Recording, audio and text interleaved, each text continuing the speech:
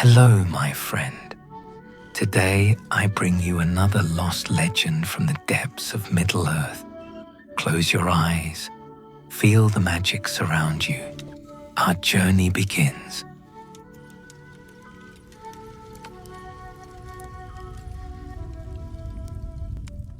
The final fate of the Entwives revealed a full-length epic in the style of J.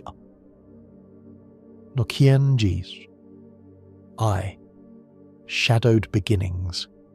In the days when the world was yet young and the trees spoke freely to those who would listen, there came a silence to the eastern lands that had not been known since the music of creation first shaped the foundations of Arda. It was not the silence of peace, nor the silence of winter's rest, but the silence of growing things that had lost their song. Treebeard the Ent walked slowly through the forests of Fangorn in those twilight hours, his great feet making no sound upon the moss-covered earth. The leaves whispered overhead, but their whispers spoke of loss, of gardens fair and voices sweet that had once made the very stones bloom with life. Long had it been since the Entwives had walked among the growing things, teaching the flowers to dance and the fruit trees to sing. Their absence was a wound in the world that would not heal, a missing note in the great symphony that left all melodies incomplete. Lorelandor, Kuluvienendar, he murmured in the old tongue, the words falling like autumn leaves into the still air. Golden gardens, singing waters, all that remained now were memories old as starlight and twice as distant. The ache of their absence was deeper than root and older than heartwood, a sorrow that had grown with each passing age until it threatened to silence even the most ancient of songs. Yet on this day, as the sun's last rays slanted golden through the leaves of his domain, Treebeard felt something stir, not in the earth beneath his feet, but in the very air itself. A fragrance came upon the wind, faint as morning mist yet unmistakable to one who had loved and lost.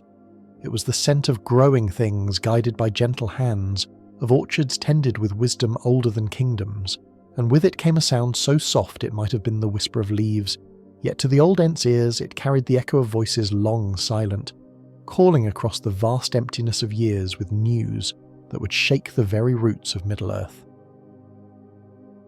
2. A whisper in the trees. The wind that carried the strange fragrance came from the east, from lands beyond the great river where few now dared to walk. It spoke of gardens hidden and groves protected, of secret places where the old songs might yet live on. Treebeard raised his great head, nostrils flaring as he tasted the air with senses older than the kingdoms of men. In the deep places of his memory, images stirred like leaves in autumn wind. He remembered Fimbrathil, his beloved wandlim, with her voice like silver bells and her touch that could wake life from the hardest stone. She had been fairest of the Entwives, tending the gardens of the great river in the days when the world was green and growing things knew no fear. Her hair had been the colour of young wheat in sunlight, her eyes the deep brown of fertile earth after rain. Fimbrathil, he whispered, and the name fell into the silence like a stone into still water, sending ripples through the very air. Had she walked this way? Had her feet touched the paths he now trod? The possibility was too precious to believe, yet too precious to dismiss. From the depths of Fangorn came other voices, Finglas the leaflock and Fladriff the skinbark, ancient shepherds of the trees who had grown weary with the weight of years. They too had felt their Entwives' absence like a physical pain, a hollow place where joy should have dwelt. Now they stirred from their long contemplation, drawn by the same wind that had awakened hope in Treebeard's heart. Hrum, whom, came Finglas's deep voice, rusty with disuse. The air speaks of things long lost. Do you feel it, oldest of shepherds? Do the roots remember what the leaves have forgotten? But Treebeard did not answer, for the wind had shifted again, and with it came a new scent. Not the sweet fragrance of tended gardens, but something darker. Smoke and ash, the bitter taste of things burned, and underneath it all, the acrid smell of sorrow so deep it had soured the very earth. The hope that had begun to bloom in his heart withered like flowers touched by frost, for he recognised this scent too. It was the smell of ending, of beautiful things destroyed beyond recovery. Yet still the wind whispered of hidden places and secret groves, of refuge found in the most unlikely of sanctuaries. The message was mixed, like wine diluted with bitter water, speaking of both salvation and tragedy, hope and despair intertwined like the roots of ancient trees. 3. The Lone Rider, far to the west where the borders of Rohan ran green and fair beneath the shadow of the White Mountains, Gandalf the Grey rode alone through the morning mist. His horse, Shadowfax, stepped light upon the grass, his silver coat gleaming like starlight through the vapour that rose from the dewy meadows. The wizard's keen eyes were troubled, for he too had felt the stirring in the air, the sense of old things awakening and long-buried secrets rising to the surface like bubbles in deep water. It had been in Isengard that the feeling first came to him, in the chamber where Saruman the White studied his ancient lore. They had been speaking of the shadow in the east, of the darkness that grew in Dol Guldur and the whispers that came on every wind from the dark towers of Mordor. But beneath their words, Gandalf had sensed something else, a current in the air like the breath of growing things, sweet and wild and touched with an ancient sorrow. The Entwives, he murmured to himself as Shadowfax carried him across the windswept plains. What dreams do the trees dream, and what memories stir in roots older than the foundations of kingdoms? He had walked among the Ents in the early days, when the world was younger and the boundaries between the wild and the tamed were not so sharp. He remembered the great sadness that had settled over Fangorn like a pall when the Entwives disappeared, how the very trees had seemed to bend their heads in mourning. The shepherds of the forest had searched for age upon age, calling across the vast distances with voices that could wake stone and stir the deepest roots to life. But the Entwives had vanished as completely as if they had never been, leaving only empty gardens and the echo of lost songs. Now something had changed. The wind that blew from the east carried tidings that made his heart both leap with hope and sink with foreboding. For mingled with the sweet scent of growing things was the bitter taste of smoke and ash, of fire and devastation. It spoke of sanctuaries found and sanctuaries lost, of beauty preserved in the most unlikely places and beauty destroyed beyond hope of recovery. Gandalf urged Shadowfax to greater speed, for he sensed that time was running short like sand through an hourglass. Whatever had happened in the eastern lands, whatever fate had befallen the lost Entwives, it was a tale that must be told before the darkness grew too deep and the last witnesses fell silent. The wind bore tidings of both wonder and woe, and he feared that before the sun set again the balance between hope and despair would shift forever. Behind him, the sun climbed higher into the sky, burning away the morning mist and revealing the green expanse of Rohan stretching endlessly toward the horizon.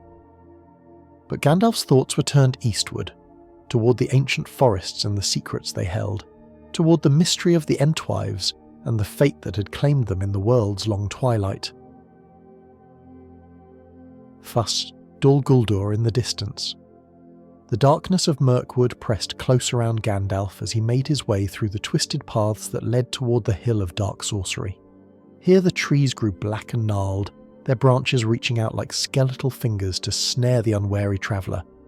The very air seemed thick with malice, and shadows moved where no shadows should be, whispering words in tongues that predated the coming of the Elves to Middle-earth. Dol Guldur rose before him like a cancerous growth upon the forest's heart, its towers black against the sullen sky. From its battlements came no light save the sickly green glow that spoke of sorcery and unnatural power. The fortress had stood empty for long years after the necromancer's first defeat, but now smoke rose once more from its chimneys, and dark shapes moved upon its walls like carrion birds gathering for a feast. But it was not the fortress itself that drew Gandalf's attention, nor the evil that festered within its walls.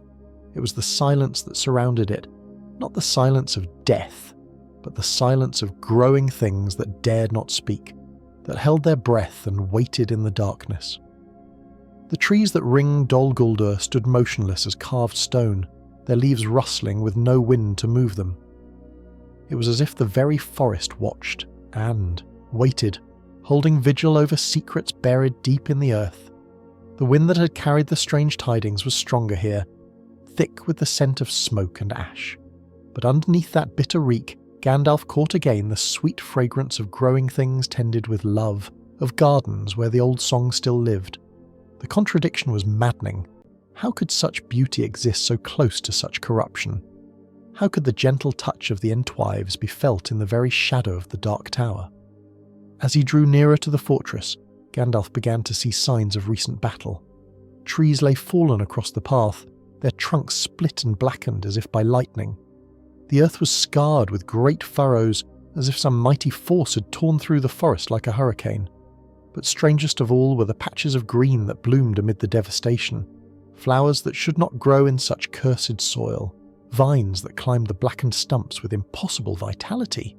"They were here," he whispered, his voice barely audible above the sighing of the wind.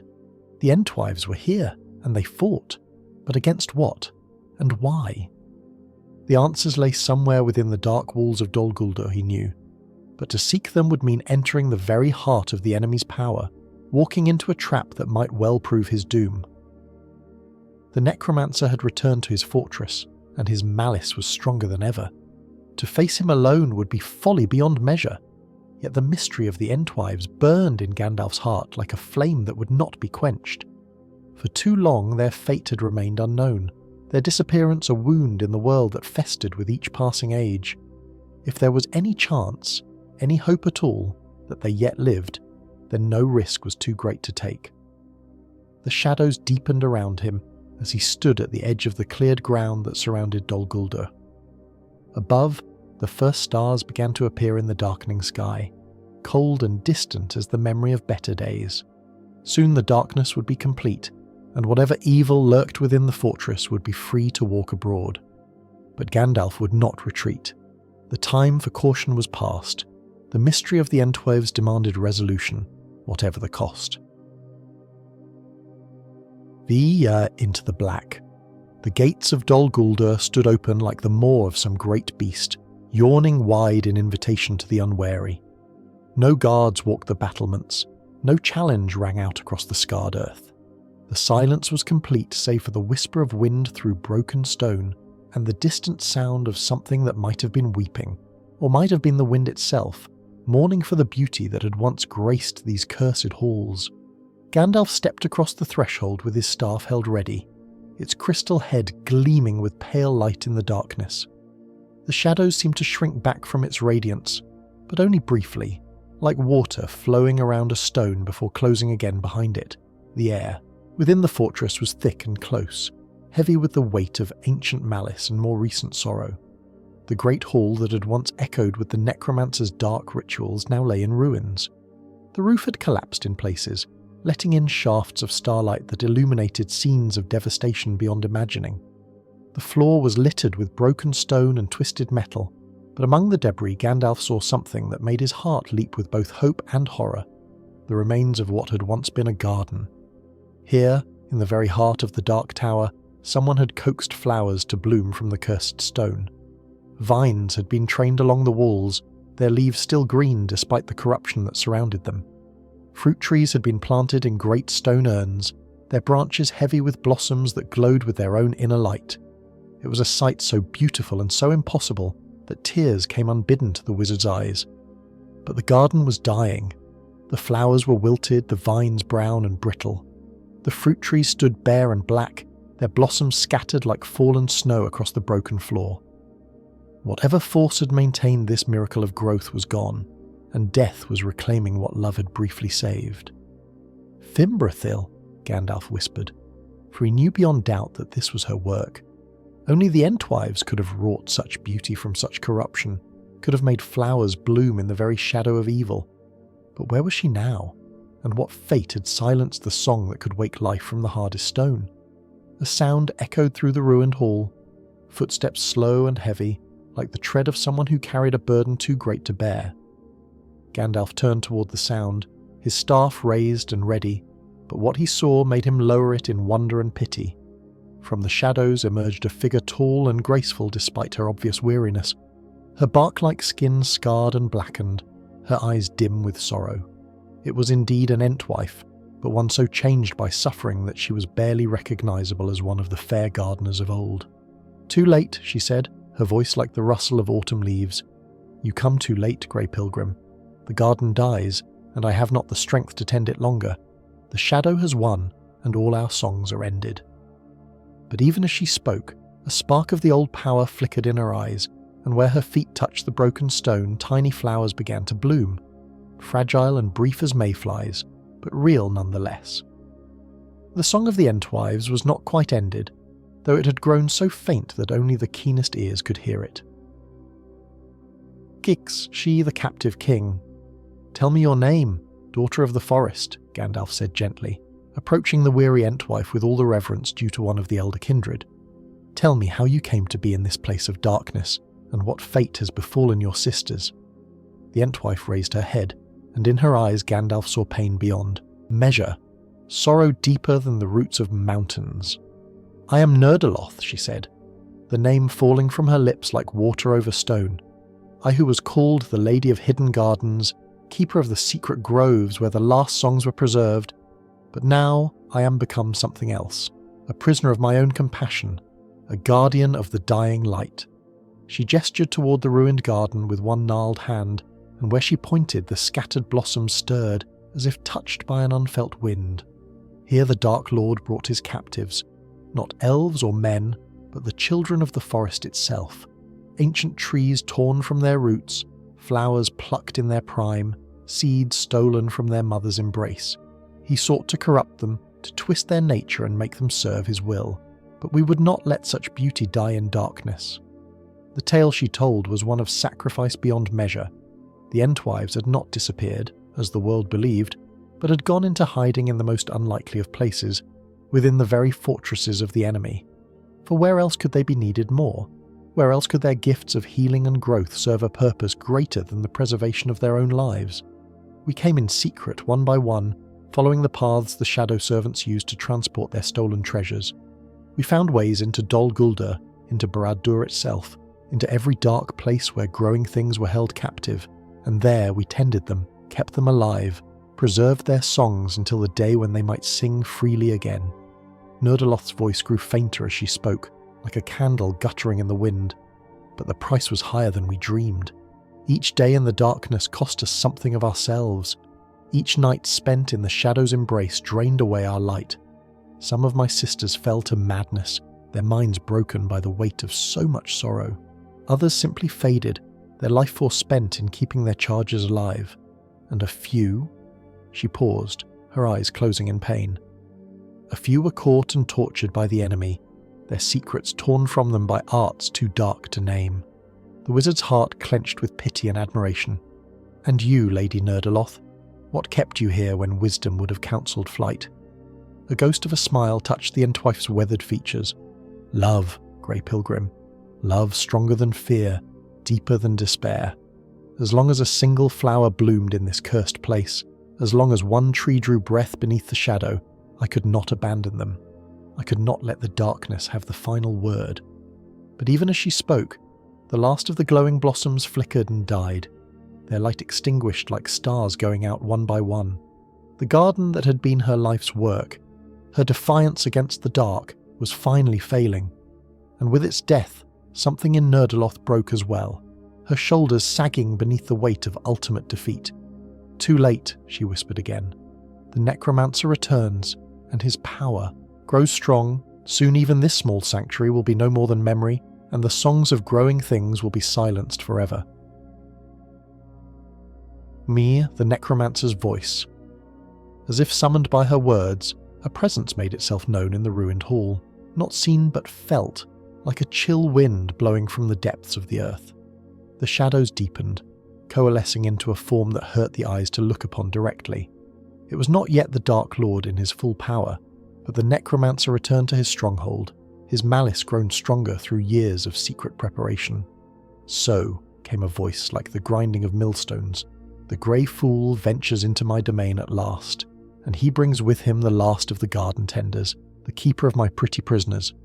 The shadow form seemed to smile, though it had no face that mortal eyes could perceive. How touching that she stayed to tend her dying flowers. How pathetic. Gandalf raised his staff, its light blazing bright in defiance of the darkness. "Release her, Sauron. Release her and let her go to her own people. She has done you no harm, shown you no enmity. Her only crime was mercy. Mercy for the captives you stole from their homes." The necromancer's laughter was like the sound of breaking glass, sharp and cutting. "Mercy? Is that what you call it when she helped my prizes escape? When she whispered songs of healing to those I had marked for corruption? when she turned my own fortress into a sanctuary for the very creatures I sought to dominate.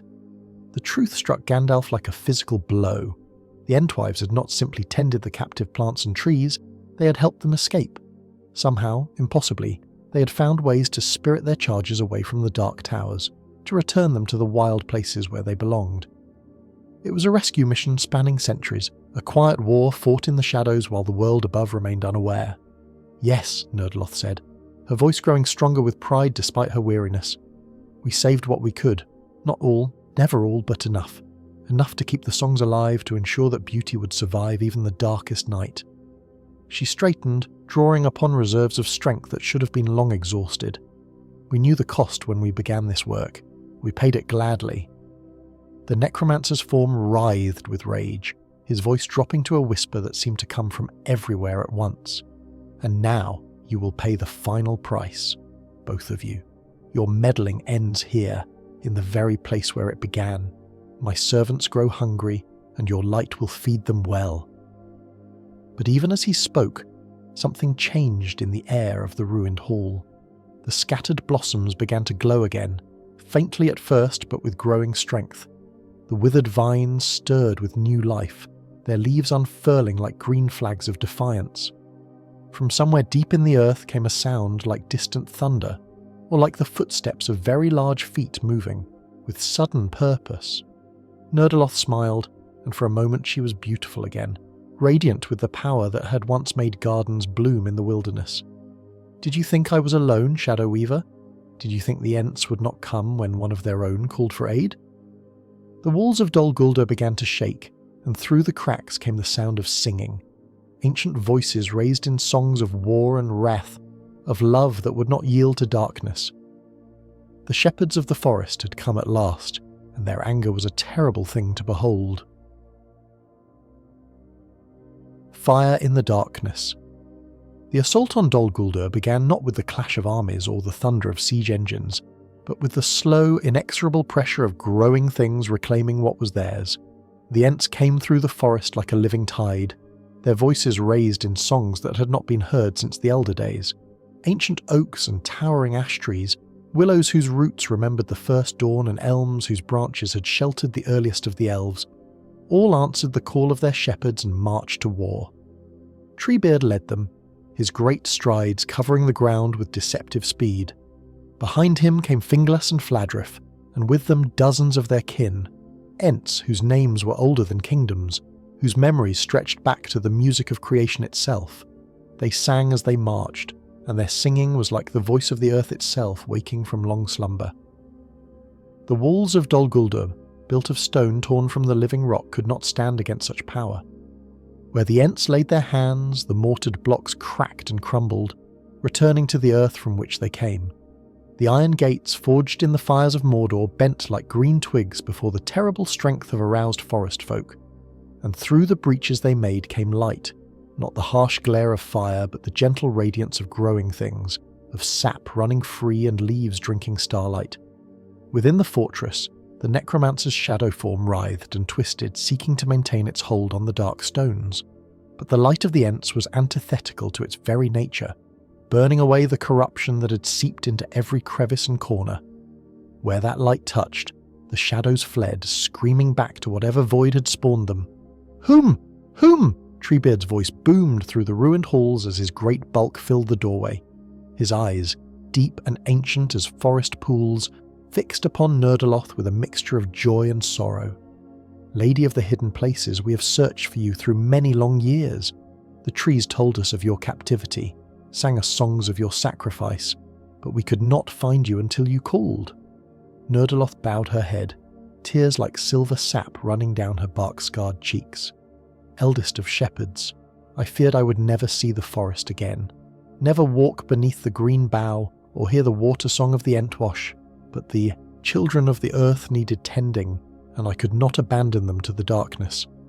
Around them, the other Ents moved through the fortress like a flood of vengeance, their voices raised in the old songs of unmaking. Every stone that had been quarried from the living rock they returned to its source.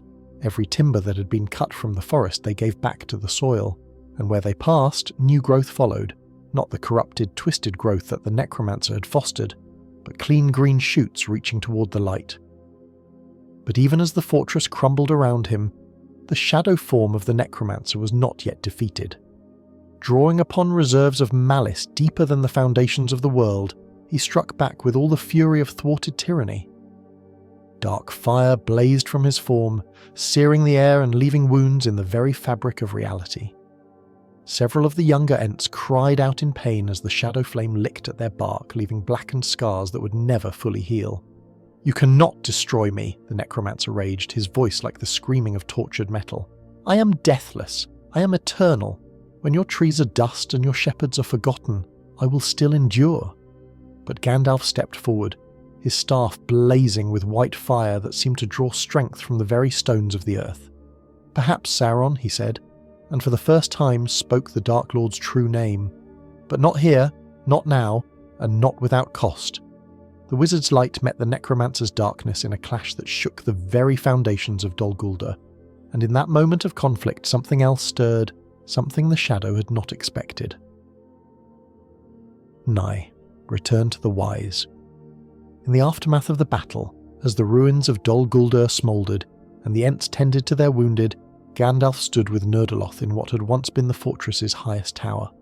The walls had fallen away, leaving only a platform of broken stone open to the sky, where the first pale light of dawn was beginning to show in the east. "He is not destroyed," the wizard said quietly, his eyes fixed on the horizon where wisps of shadow still lingered like morning mist. "Defeated, yes, and driven from this stronghold, but not destroyed. The darkness that was Sauron has withdrawn to Mordor, and there it will gather strength for what is to come." Nurdeloth nodded, unsurprised by this news. "I felt his malice even as he fled, not diminished but transformed, like fire that burns lower but hotter. This victory is real, but it is not final." She turned to face the wizard, her ancient eyes filled with a sadness deeper than mortal understanding. "And the cost. Grey Pilgrim, you must know the cost." Gandalf did know, though he had hoped against hope that it might be otherwise. The Entwives' long exile in the shadow had changed them, marked them in ways that could not be undone. Too many years in the darkness, too much sorrow absorbed, too much of their essential nature spent in keeping beauty alive in cursed places. They could not simply return to the sunlit groves of their youth and take up the old songs as if nothing had happened. "How many?" he asked, though he dreaded the answer. "Of the 47 who began this long vigil," Nurdeloth said, her voice steady despite the weight of the words, 13 remain.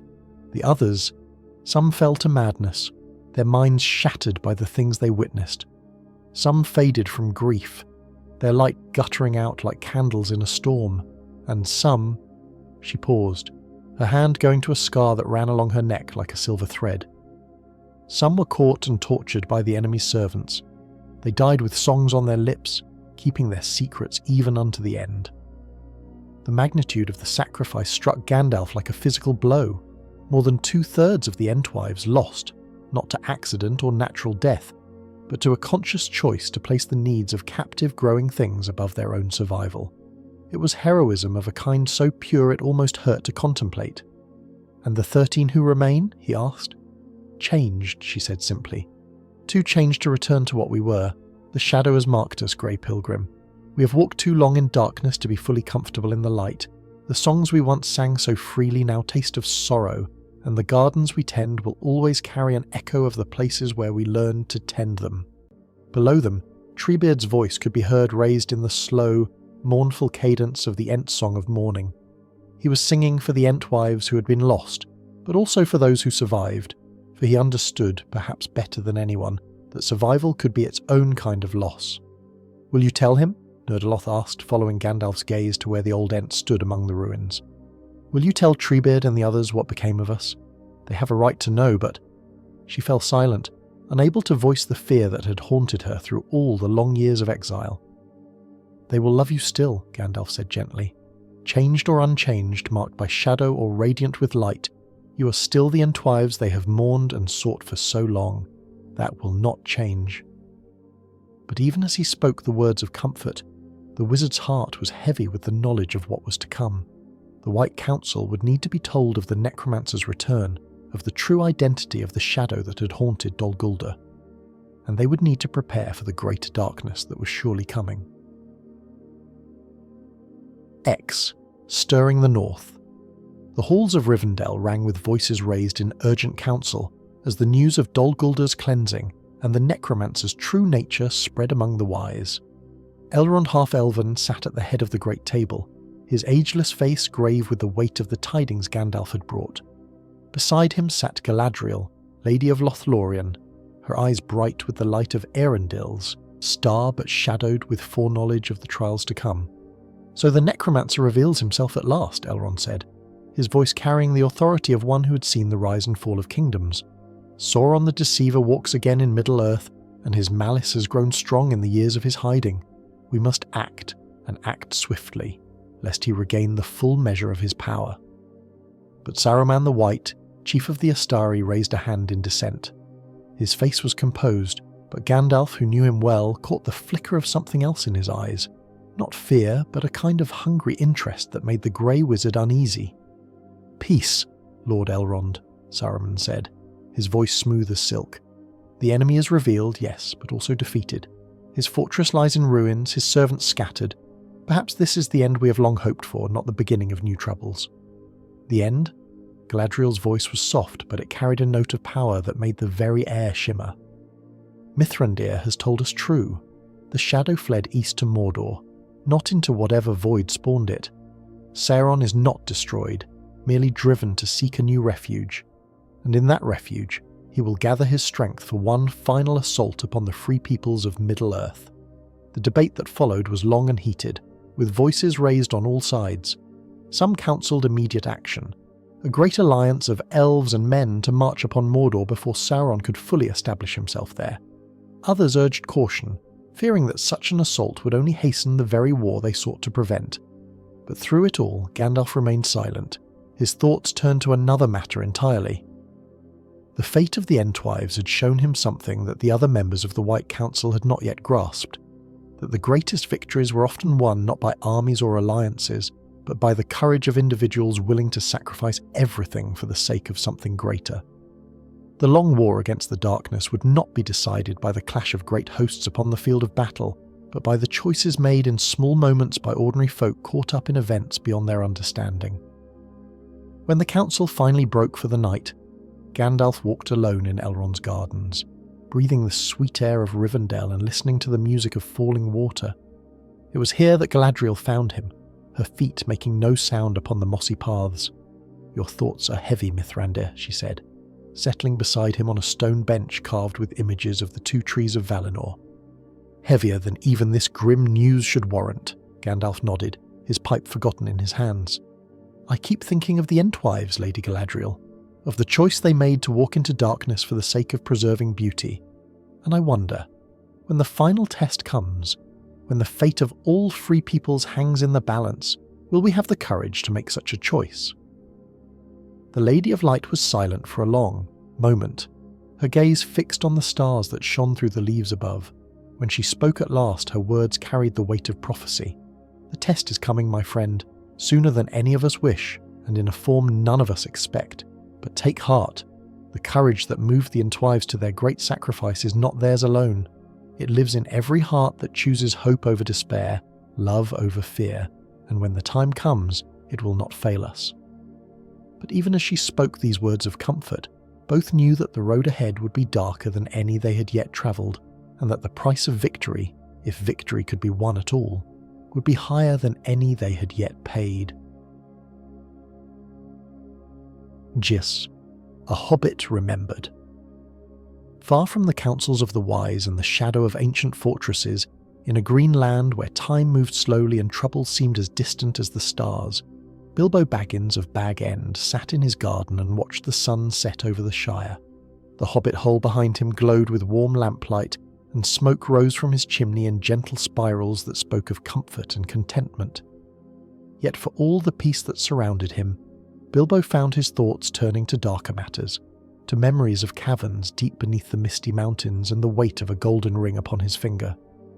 He had not spoken of the ring to anyone, not even to Gandalf, though the wizard's keen eyes had noted the hobbit's continued youth and vigour with growing concern.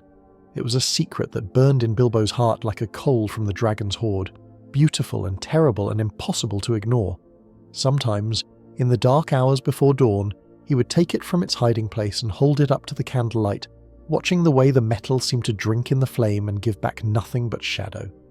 "My precious," he would whisper, not understanding why the words came so naturally to his lips, why they felt like an echo of something older and more terrible than his quiet life in the Shire.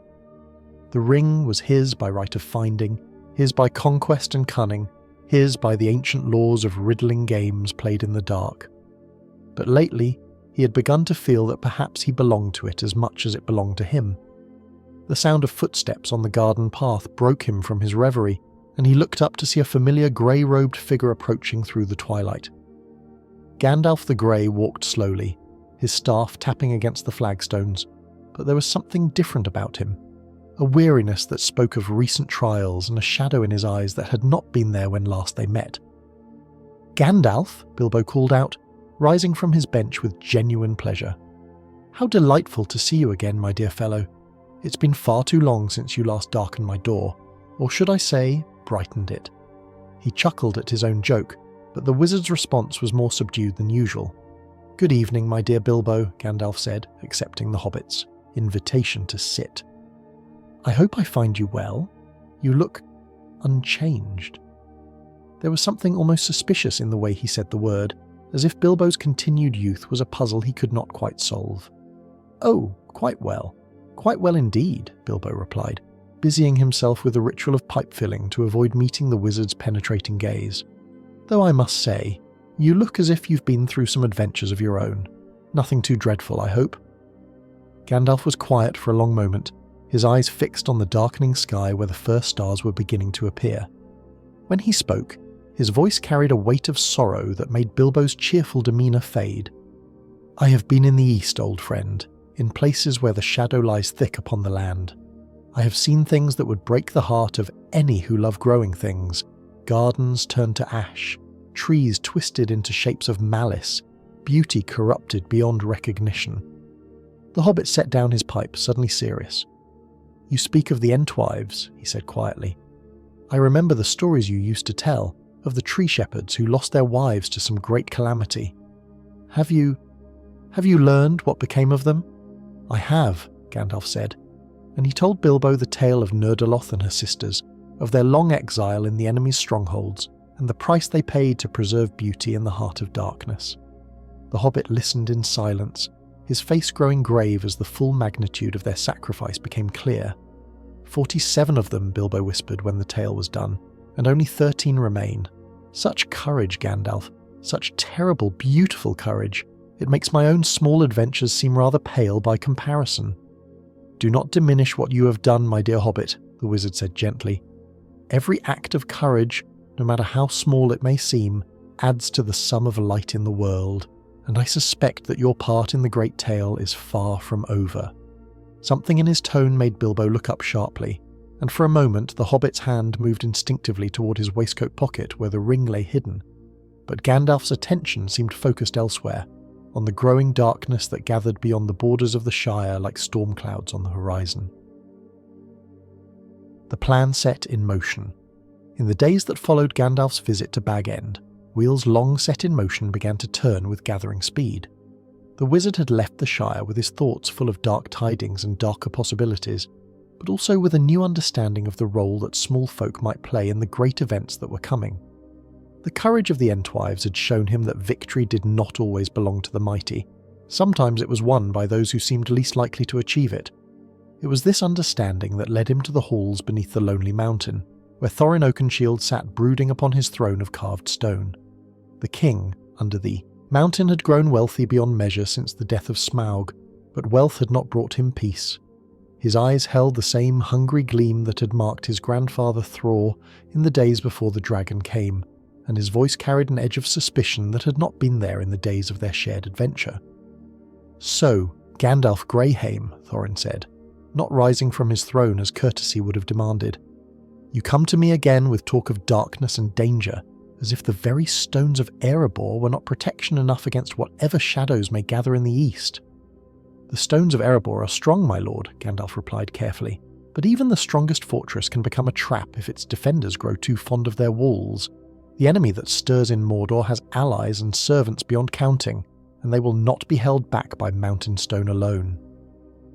The conversation that followed was difficult and at times heated, for Thorin's heart had been hardened by gold and the memory of ancient wrongs.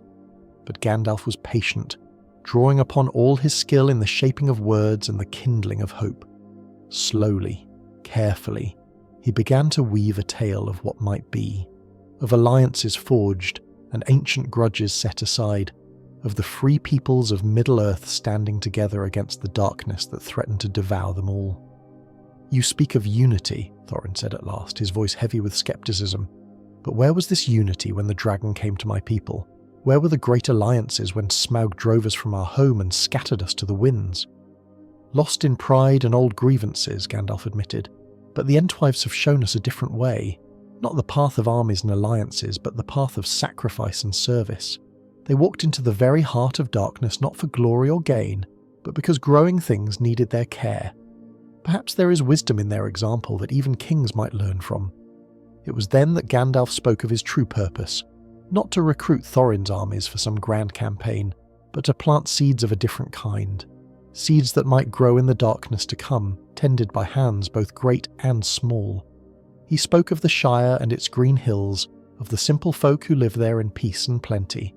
He spoke of Bilbo Baggins and the courage he had shown in the depths of the Lonely Mountain, facing down a dragon with nothing but wit and determination. A hobbit, Thorin mused, and for the first time since Gandalf's arrival, something like warmth entered his voice. "Yes, I remember him well. Burglar Baggins who walked through fire and shadow to steal the very heart from beneath Smaug's breast. There was courage in him, wizard, more courage than many who claim the title of warrior." "There are others like him," Gandalf said quietly, "others who might rise to greatness if the need were great enough and the cause worthy enough. The question is whether those who hold power will have the wisdom to see their worth." When Gandalf left Erebor 3 days later, he carried with him promises more valuable than all the gold in the mountain's treasury. Not promises of armies or alliances, those would come later if at all, but promises of a different kind. Promises to remember that courage came in many forms, that wisdom could be found in the humblest places, and that the fate of the world might well rest in the hands of those who asked for nothing more than the chance to tend their gardens in peace. The plan that was taking shape in the wizard's mind was not yet fully formed, but its outlines were becoming clearer with each passing day. When the darkness finally came, when Sauron at last revealed himself in all his terrible majesty, the response would not come from the great halls of kings and the councils of the wise alone. It would come from the Shire and its green hills, from the courage of small folk who loved simple things more than life itself. The fire awakens. Far beneath the lonely mountain, in chambers that had not echoed with the sound of breathing for more than 60 years, something stirred in the darkness. The great halls that had once rung with the voices of Durin's folk lay empty and silent, their treasures scattered or claimed by the dragon that had made them his lair. But death, it seemed, was not always the end of desire, and greed was a hunger that could outlast even the dissolution of flesh and bone.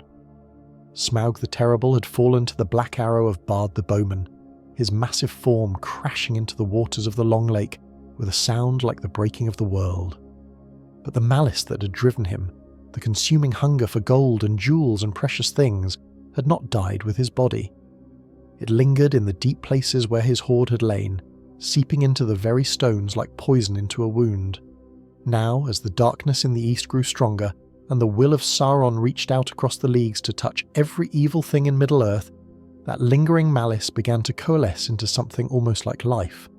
Not the clean fire of dragon flame, but something colder and more terrible, the pale fire of the Wraith, the dead ember that burned without warmth or light. In the deepest chamber of all, where the greatest treasures had been hoarded, shadows began to move with purpose.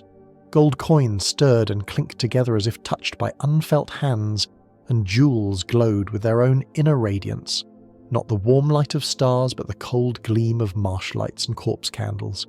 And from somewhere in that vast accumulation of wealth came a sound like breathing, though no living thing drew breath in those forsaken halls. The shade of Smaug was awakening, called forth by the malice of his former master and sustained by the greed that had been his life and his doom. He was no longer the great fire drake who had devastated Dale and driven the dwarves from their ancestral home, but something worse. A creature of pure avarice, hungry for treasures that could never satisfy and burning with fires that gave no warmth. Above, in the halls where Thorin Oakenshield ruled his reclaimed kingdom, strange dreams began to trouble the sleep of dwarf and man alike.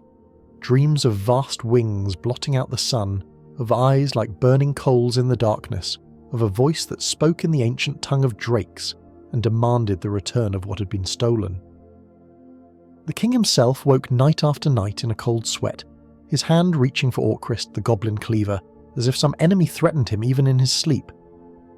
But it was not in Erebor alone that the ancient evil stirred. In Mordor, in the fortress of Barad-dûr that rose like a black fang against the poison sky, Sauron felt the awakening of his former servant and smiled with lips that had no flesh to cover them. The dragon had been useful in life, driving the dwarves from their mountain fastness and keeping the wealth of Erebor from those who might have used it against the darkness. In death, he might prove useful still. "Rise, Smaug Fireheart," the Dark Lord whispered, and his voice carried across the leagues like wind over desolate stones. "Rise and reclaim what was yours. Let no living thing possess what the shadow has touched. Let no hand hold what belongs to the dark." And in the depths beneath the mountain, something that had once been a dragon but was now something far worse began to stir with malevolent purpose. The dead did not rest easy in Middle-earth, not when their master called, and their hungers remained unsatisfied. Soon the people of Laketown would learn that some evils could not be slain with arrows, no matter how true their flight or keen their points. The fire was awakening once more, but it was not the clean fire of life and breath. It was the cold fire of the grave, and it hungered for more than gold. Thought, a blade. Not yet drawn in the armories of Minas Tirith, where the weapons of Gondor's glory days lay waiting for hands that might never come to claim them, one blade rested apart from all the others. It was a sword of no great beauty, its steel grey and unadorned, its hilt wrapped in worn leather that spoke of long use rather than ceremony. Yet there was something about it that drew the eye and held it, something that whispered of deeds both great and terrible waiting to be done. And Duril, Flame of the West, lay in its sheath of black leather, waiting for the king who would return to claim it. The shards of Narsil, the sword that had cut the ring from Sauron's hand in the Second Age, had been reforged in the fires of the elven smiths, but the blade remained undrawn, its destiny unfulfilled. For though the blood of Isildur still flowed in the veins of the Dunedain, the royal line remained in exile, scattered among the wild places of the north. Aragorn, son of Arathorn, walked the borders of the Shire in those days, though he knew, not one of the rangers who kept watch over the little land and its innocent people. He was a man grown hard by long years in the wild, his face weathered by wind and rain, his eyes holding depths of sorrow that spoke of burdens carried too long alone. Few knew his true name or the heritage that ran in his veins like fire beneath ice, waiting for the moment when it would be needed most. The rangers had their own tales of the Entwives, passed down through generations of watchers in the wild. They spoke of guardians who had walked into darkness to preserve the light, of sacrifices made in secret places far from the praise of men. These tales had shaped them, teaching them that true nobility lay not in crowns or thrones, but in the willingness to stand guard over what was precious, even if no one would ever know their names. "We are the forgotten," Aragorn's foster father Elrond had told him long ago in the halls of Rivendell. "We are the watchers on the walls of night, the guardians of what remains of the ancient light. Kings may come and go, but the true kingdom is not built of stone and gold. It is built of moments when good folk choose to stand against the darkness no matter the cost." Now, as reports came from the east of stirrings in Mordor and shadows gathering where shadows should not be, Aragorn felt the weight of his heritage pressing upon him like a stone. The time of watching and waiting was drawing to a close, and soon choices would have to be made that would shake the very foundations of Middle-earth. The blade that waited in Minas Tirith would not remain sheathed much longer, and when it was drawn at last, the world would know that the king had returned. But for now he walked the borders in silence, one of the Dunedain who kept their vigil in the wild places. Behind him, in the halls of the citadel, Denethor ruling steward sat brooding over reports of evil stirring in far places, his heart growing ever darker with the weight of rule. The palantir that he consulted in secret showed him visions of defeat and despair, carefully chosen by the will of Sauron to drive him toward madness. The west fails, Denethor whispered to himself in the darkness of his private chambers. The light fades, and soon there will be nothing left but ash and shadow. He didn't know that his despair was fed by the very enemy he sought to understand, that the Seeing Stone showed him only what Sauron wished him to see. The true hope of Gondor walked the wild paths far from the White City, unrecognised and unclaimed, but burning still with the fire that would not be quenched. In the north, among the halls of the Elven Lords, other preparations were being made. Weapons were being forged in secret. Old alliances were being renewed in whispered conferences, and messengers rode swift horses along paths known only to the wise. The Entwives' sacrifice had shown them all what courage looked like when it was willing to pay any price for the preservation of beauty. Now they too must find that courage within themselves, for the final test was coming, and there would be no second chances. The blade waited in its sheath, patient as the stone of the mountains, but the hand that would wield it grew ever closer to its destiny. Soon the king would return, and when he did, the shadows would learn that some lights could not be extinguished, no matter how deep the darkness that sought to smother them. Fifthiem. The kingdom reclaimed. The news came to Gondor on a day when the wind blew from the north, carrying with it the scent of rain and growing things. Messengers rode hard from the borders of Rovanion, their horses lathered with sweat and their faces grim with the weight of the tidings they bore. In the halls of Minas Tirith, where Denethor sat upon his throne of stone, the words fell like hammer blows upon anvil steel. "The lonely mountain stirs, my lord," the chief messenger reported, his voice hoarse from days of hard riding. "The dwarves speak of shadows moving in the deep places, of voices calling from chambers that should be empty. Some say the dragon has returned, though how such a thing could be, none can say." Denethor's eyes glittered with a light that spoke of minds turned too long toward dark thoughts. "The dead do not rest easy in these latter days," he said, his voice carrying an edge of bitter knowledge. "When the will of Mordor reaches out across the world, even the grave cannot hold what evil has touched. Tell me, what does Thorin Oakenshield do? Does he cower behind his walls, or does he show the courage his lineage claims?" "He gathers his warriors, lord," the messenger replied. "Dwarves come from all the 7 kingdoms, their axes sharp and their hearts set on war. They say the shade of Smaug shall not drive them from their ancestral home a second time, whatever form it may take. King Thorin has called upon old alliances and older oaths. Even now, the men of Dale march to join them, and word has gone out to the woodland realm of King Thranduil." This news brought the first smile to Denethor's lips that had been seen in many a long day, though it was not a pleasant thing to behold. So the north wakes at last from its long slumber. Perhaps there is still some fire left in the blood of kings, some memory of what it means to stand against the darkness. He leaned forward on his throne, his pale hands gripping the carved arms. "Send word to our northern outposts. Let them know that Gondor watches and remembers. If the mountain folk truly mean to fight, they shall not fight alone." But even as he spoke these words of support, Denethor's heart was heavy with the knowledge that came to him through the Palantir. The stirring in Erebor was but one note in a symphony of evil that was building across all of Middle-earth. In Mordor, vast armies were gathering, and the great eye that burned atop Barad-dûr turned its gaze toward all the free lands with malice beyond measure. The awakening of Smaug's shade was not an accident. It was part of a greater plan, a move in a game whose stakes were nothing less than the fate of all living things. Far to the north, in the halls beneath the mountain, Thorin Oakenshield stood in his armour of bright mail, Orcris gleaming at his side and the light of battle burning in his eyes. Around him gathered the warriors of 7 kingdoms, Longbeards and Firebeards, Broadbeams and Iron Fists, the sons of Durin and the children of the other fathers of the dwarves. Their axes were sharp, their shields bright painted, and their voices raised in the ancient war songs of their people. "Let the shadow come," Thorin declared, his voice ringing off the stone walls like hammer on anvil. "Let it crawl up from whatever pit spawned it and face the wrath of Durin's folk. We have reclaimed our home once. We shall not be driven from it again, not by dragon shade or demon spawn or all the hosts of Mordor combined." The battle, when it came, was unlike any that had been fought beneath the mountain since the days of the Great Orc Wars. For the enemy they faced was not flesh and blood that could be hewn with axe and sword, but shadow and malice given form, sustained by greed and hatred that death itself could not quench. The shade of Smaug rose from the deepest treasuries like a storm of darkness and flame, its voice the screaming of wind through broken stone, its eyes burning with cold fire that froze the very air. But the dwarves did not falter, and their allies stood firm beside them. Bard of Dale was there with his great bow, though his black arrows were useless against a foe that had no flesh to pierce. Thranduil of the Woodland Realm came with his elven warriors, their blades singing with light that made the shadows writhe and recoil.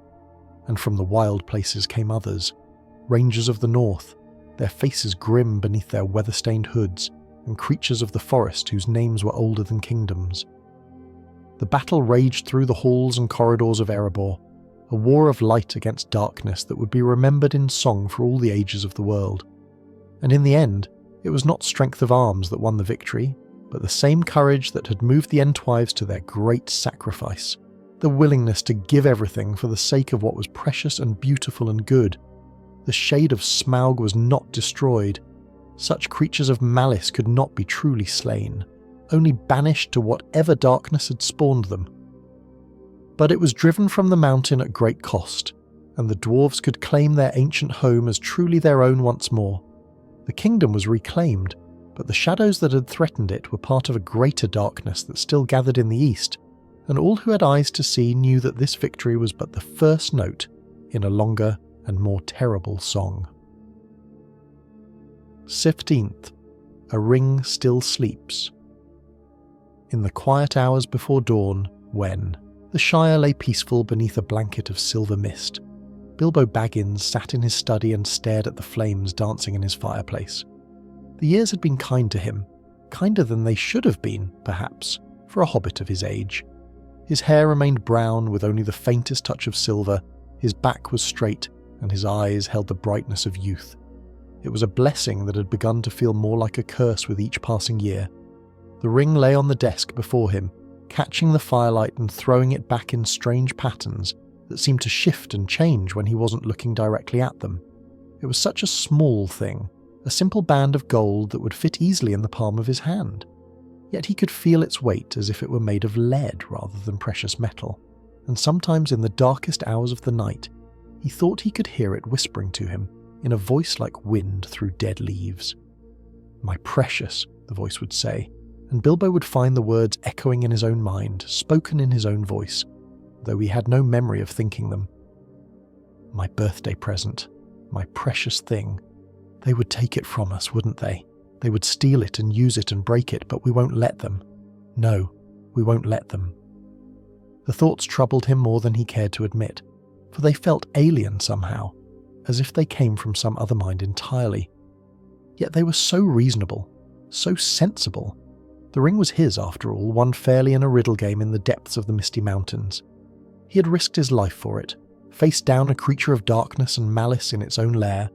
Surely that gave him the right to keep it, to cherish it, to protect it from those who would not understand its true worth. But protection from whom? The question nagged at him, for he could think of no one in the Shire who would covet a simple gold ring, no matter how perfectly wrought. The hobbits of Hobbiton were prosperous enough in their own right, and their desires ran more toward seed cake and good tobacco than toward ancient jewellery. Yet the fear remained, growing stronger with each passing day, until he found himself checking his locks twice each night and starting at every unexpected sound. It was while he sat thus, lost in troubled contemplation, that a soft knock came at his door. Bilbo's hand moved instinctively to cover the ring, though no one could have seen it through the heavy oak portal. "Who calls at this hour?" he demanded, his voice sharper than usual. "An old friend," came the familiar reply, and Bilbo's heart leaped with both joy and sudden terror.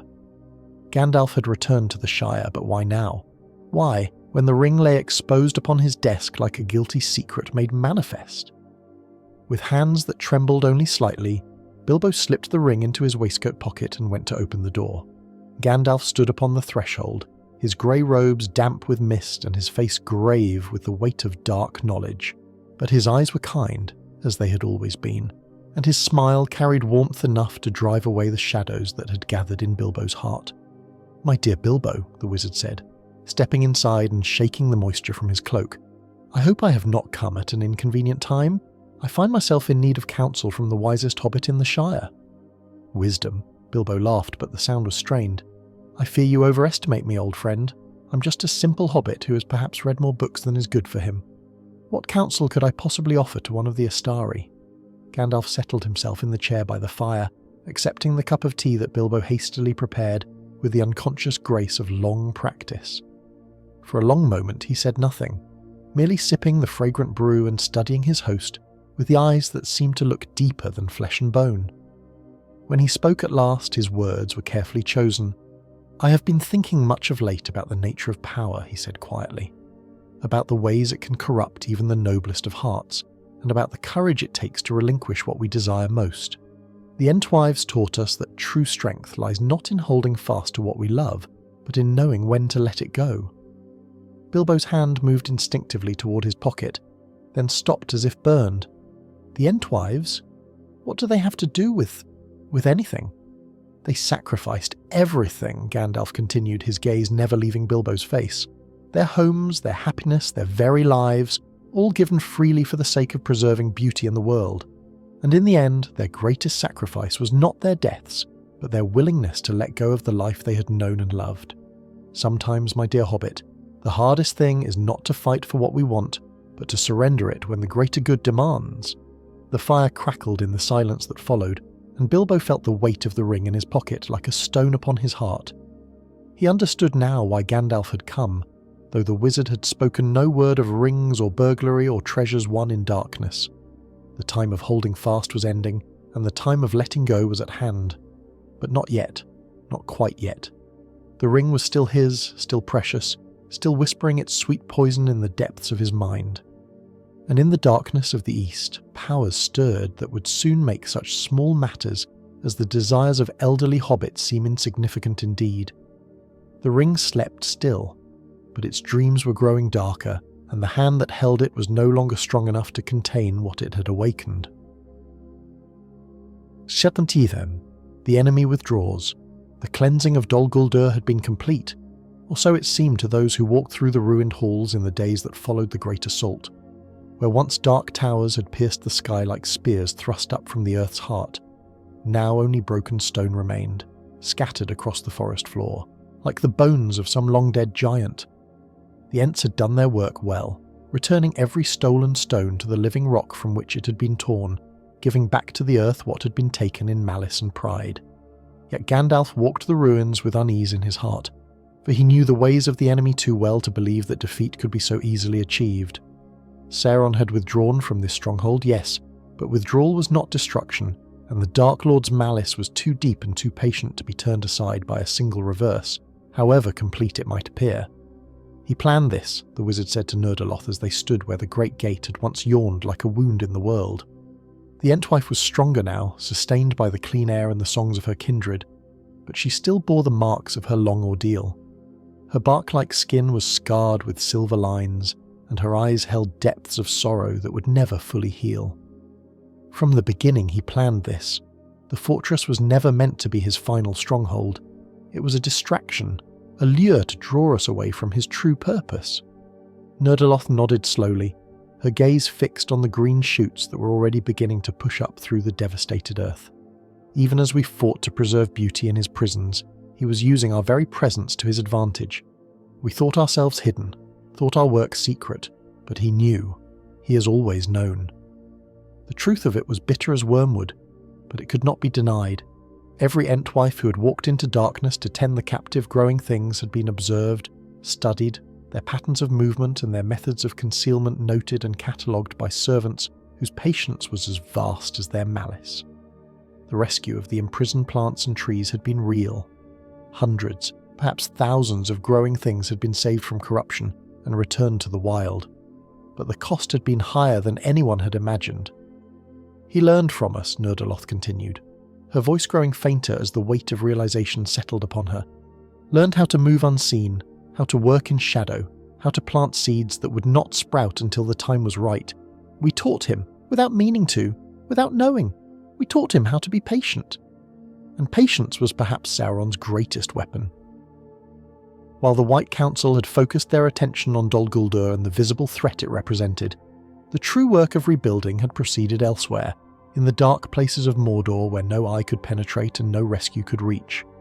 The great fortress of Barad-dûr was rising again, black tower upon black tower, and with it grew an army such as Middle-earth had not seen since the last days of the Second Age. But it was not armies alone that concerned Gandalf as he stood among the ruins of the enemy's former stronghold. It was the knowledge that somewhere in the world, hidden and unsuspected, lay the One Ring, the Master Ring, that could command all others, the golden band that held within its small compass the power to dominate all life in Middle-earth. The enemy had withdrawn, yes, but he had not abandoned his ultimate purpose. He was merely waiting, with the patience of ages, for the ring to reveal itself. "The ring is the key," Gandalf murmured, speaking his fears aloud for the first time. "All else is misdirection, smoke and shadow to hide the true game. Until the ring is found and dealt with, all our victories are temporary, all our hopes are built on sand." The wind that blew through the ruined halls carried with it the scent of rain and growing things, the promise of new life rising from the ashes of the old. But it also carried something else, a whisper so faint that it might have been imagined, a voice that spoke of precious things hidden in dark places, of treasures that called to their true master across the vast distances of the world. Somewhere the ring was stirring, somewhere its long sleep was coming to an end, and when it woke at last the final game would begin, a game in which the stakes were nothing less than the fate of all free peoples, and the players were forces of such power that their moves could shake the very foundations of the earth. The enemy had withdrawn, but he had not surrendered. In the darkness of Mordor, plans were being laid and preparations made for the war that would end all wars. And in a small hole in the ground, in a green land far from the counsels of the wise, an elderly hobbit sat by his fire and felt the weight of gold upon his heart, not knowing that the fate of the world might well rest in his reluctant hands. The first movement of the great game was ending, but the second was about to begin, and this time there would be no withdrawals, no strategic retreats, no quarter asked or given. When next the forces of light and darkness met in battle, it would be for the final time, and only one would survive to see the dawn of the new age. In the years that followed the cleansing of Dol Guldur, a strange peace settled over Middle-earth, not the peace of victory, but the peace of held breath, of storms gathering just beyond the horizon. The wise felt it most keenly, for they knew that such quiet was but the prelude to greater turmoil, the silence before the final thunder that would shake the world to its foundations. Gandalf walked the roads of Middle-earth in those days with a growing sense of urgency, visiting old friends and making new alliances, speaking words of warning to those who would listen, and planting seeds of hope in hearts that had begun to despair. The tale of the Entwives had spread, as such tales do, growing in the telling until it became something more than history, a legend of sacrifice and love that touched the hearts of all who heard it. In the halls of Fangorn, Treebeard and his kin tended the recovered Entwives with all the gentleness their great hands could manage.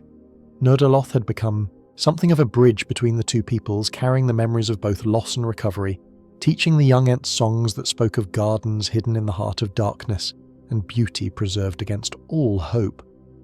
"We are changed, all of us," she would say to those who asked about the years of exile. "The shadow has marked us, left scars upon our hearts that will never fully heal. But we are not broken, not defeated. In the darkest places of the world, we learn that love is stronger than fear, that beauty can bloom even in the heart of corruption. That knowledge is our gift to the world, that knowledge and the hope it carries." The 13 survivors of that long vigil had indeed found new purpose in their changed state. They could not return to the innocent joy of their youth, could not sing the old songs of springtime and harvest without tasting ash in their mouths, but they had learned new songs in the darkness, songs of endurance, of hope maintained against impossible odds, of love that would not yield even unto death. These songs they taught to any who would learn them, and slowly, quietly, a new understanding began to spread through Middle-earth. The great were not always the greatest, the mighty were not always the strongest. Sometimes the fate of the world rested not in the hands of kings and wizards, but in the quiet courage of ordinary folk who chose to do what was right, even when no one would ever know their names. It was this understanding that guided Gandalf's steps as he made his way once more to the Shire, where green hills rolled peaceful beneath summer skies, and the most pressing concerns were the proper cultivation of prize pumpkins, and the eternal question of whether elevenses should be served before or after second breakfast. Here, in this land of simple pleasures and uncomplicated joys, the seeds of hope might yet take root and grow into something strong enough to withstand the storms that were coming. The hobbit hole of Bag End looked much as it always had, round door painted green and brass knocker polished to a golden shine. But Gandalf, whose eyes were keen beyond the measure of mortals, noted the subtle signs of change. The windows that were kept shuttered during the day, the garden that was no longer tended with its former care, the silence where once there had been the sound of cheerful humming, and the bustle of a busy household. Bilbo answered his knock more quickly than was usual, as if he had been waiting by the door. The hobbit's face brightened with genuine pleasure at the sight of his old friend, but beneath the welcome, Gandalf detected something else, a shadow of fear, a tension that spoke of secrets held too close to the heart. "Gandalf, my dear fellow," Bilbo exclaimed, ushering the wizard inside with perhaps more haste than was strictly necessary. "How wonderful to see you again. I was just thinking it had been far too long since we last spoke. Come in, come in. The kettle's just boiled, and I have some of that seed cake you're so fond of." But as they settled by the fire with their tea and cakes, Gandalf observed that his host's hands trembled slightly as he poured, and his eyes had a haunted quality that had not been there in years past. The wizard said nothing of these observations, choosing instead to speak of lighter matters: the weather, the state of the roads, news from distant lands carefully edited to remove the darker tidings. Yet through it all he felt the weight of watching eyes, though when he looked directly at Bilbo the hobbit seemed attentive and engaged. It was only in peripheral vision that he caught glimpses of something else, a hunger in Bilbo's gaze, a covetous gleam that came and went like shadows dancing at the edge of candlelight. "You seem troubled, old friend," Gandalf said at last, setting down his teacup with deliberate care. "Is all well in the Shire? Has some misfortune befallen you?" Bilbo's laugh was perhaps a shade too bright, too quick. "Troubled? Not at all, not at all. Whatever gave you that idea, I'm as comfortable as ever, as content as a hobbit has any right to be. Perhaps a bit restless. It's been some time since I've had a proper adventure, and the roads do call to one sometimes.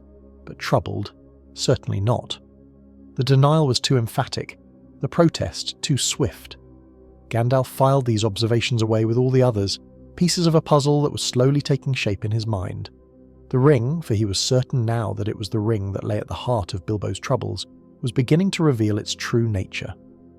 The small golden circle of metal that the hobbit had carried for so many years was no mere treasure won in darkness. It was something far older and far more dangerous, a link to powers that should have passed from the world with the ending of the Elder Days. "Adventure," the wizard mused, as if the word held some special significance. "Yes, I can understand the appeal.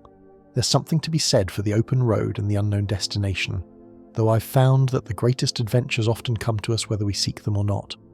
Sometimes they arrive in the most unexpected forms, a knock at the door perhaps, or a letter delivered by a stranger, or even a simple conversation between old friends." Bilbo's hand moved unconsciously toward his waistcoat pocket, then stopped as if he'd caught himself in some guilty act. "Letters?" he said, his voice carefully casual. "I don't get many letters these days. Most of my correspondence is limited to invitations to birthday parties, and the occasional complaint from the Sandy Man about my hedge growing over his fence line." "Ah, but the most important letters are often the ones we write to ourselves," Gandalf replied cryptically. "The conversations we have in the quiet hours of the night, when sleep eludes us, and we find ourselves pondering the choices we've made and the roads we've travelled.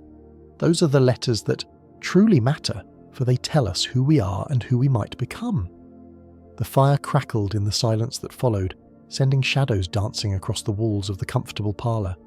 Outside, the sun was setting over the Shire, painting the sky in shades of gold and crimson that reminded Gandalf of dragonfire and the gleam of precious things hidden in darkness. Soon night would fall, and with it would come the dreams and visions that plagued those who carried burdens too great for their shoulders to bear. "My dear Bilbo," the wizard said gently, his voice carrying all the warmth and affection of their long friendship. "If ever you find yourself in need of counsel, or simply someone to listen, you need only ask. Some burdens are too heavy to be carried alone, and there's no shame in seeking help when the road grows difficult."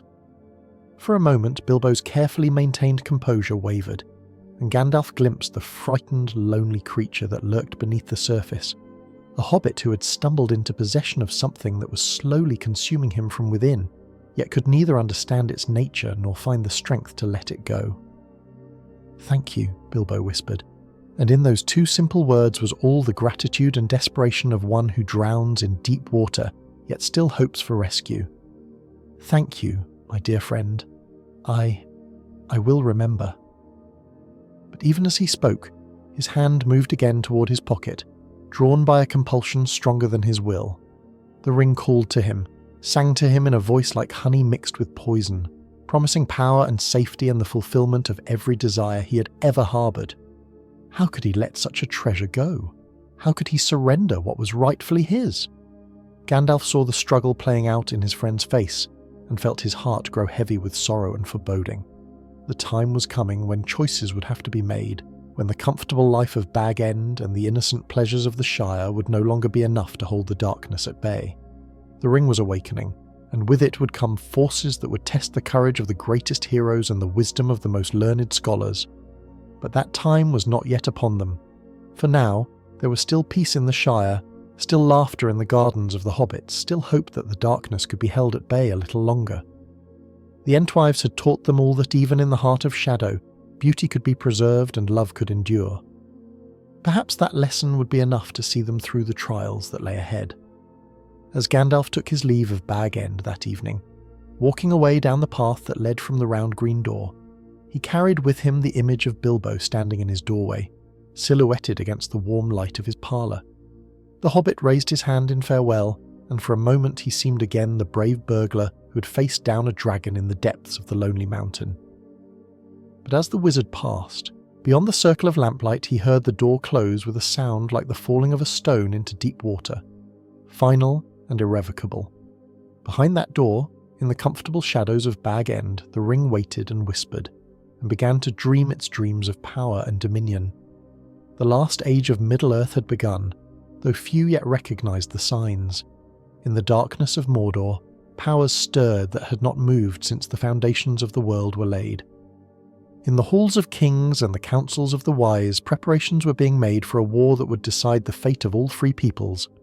And in a small hole in the ground, in a green land where time moved slowly and troubles seemed distant as stars, an elderly hobbit sat by his fire and felt the weight of all the world pressing down upon his shoulders. The final game was about to begin, and the stakes could not be higher. Hope endured, fragile as spring flowers after a harsh winter, but it endured still.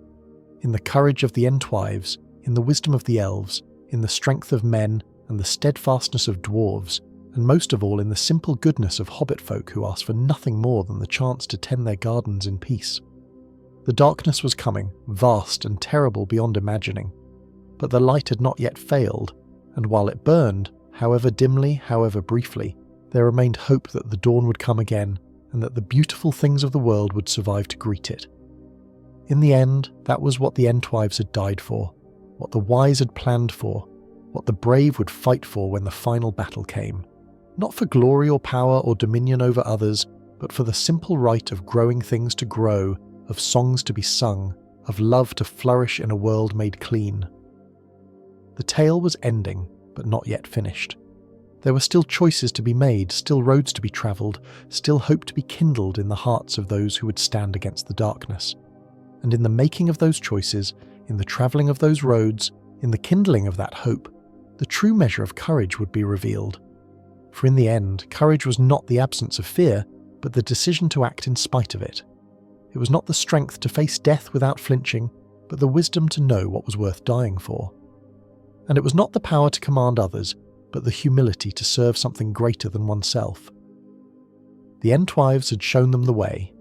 Now it remained for others to follow their example, to walk the paths they had blazed through darkness and shadow, and to carry forward the light they had preserved at such terrible cost. The final chapters of the great tale were yet to be written. But the themes had been established, the characters tested, the stage set for the ultimate confrontation between the forces of light and darkness.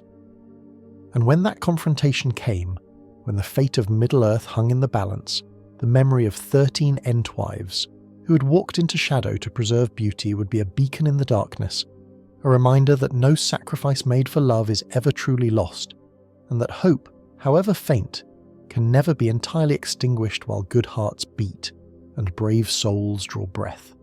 In the ashes of Dol Guldur, flowers were already beginning to bloom,